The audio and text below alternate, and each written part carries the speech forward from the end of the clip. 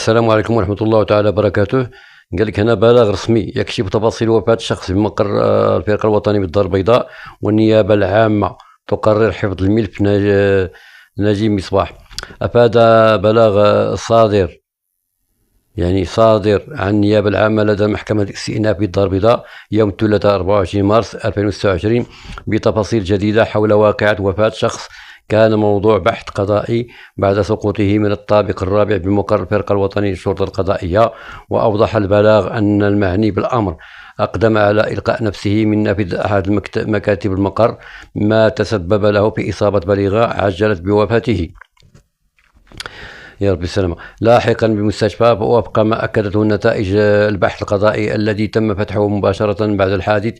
وفي إطار نظام الحياد والاستقلالية، أسندت النيابة العامة مهمة البحث إلى المصلحة الولائية للشرطة القضائية بمدينة الدار البيضاء، حيث شمل التحقيق الاستماع إلى عناصر الشرطة المكلفة بالبحث وإجراء معاينة دقيقة من طرف تقني مسرح الجريمة، إلى جانب تفريغ تسجيلات كاميرا مراقبة.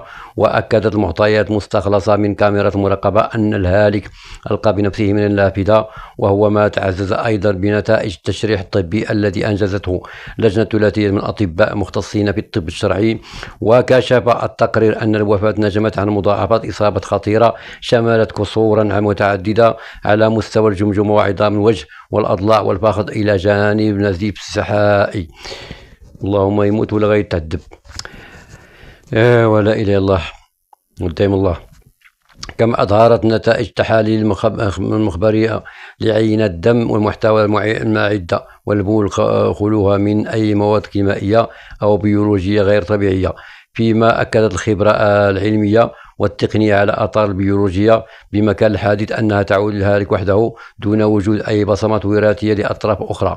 وبناء على مجموع من هذه النتائج، خلصت النيابة العامة إلى انتفاء أي شبهة جنائية، وقررت حفظ المسطرة. ويأتي هذا البلاغ استكمالا لتوضيح الذي سبق أن قدمته النيابة العامة بتاريخ 19 فبراير 2026 بهدف تنوير الرأي العام وكشف ملابسة هذه الواقعة. والسلام عليكم ورحمة الله تعالى وبركاته.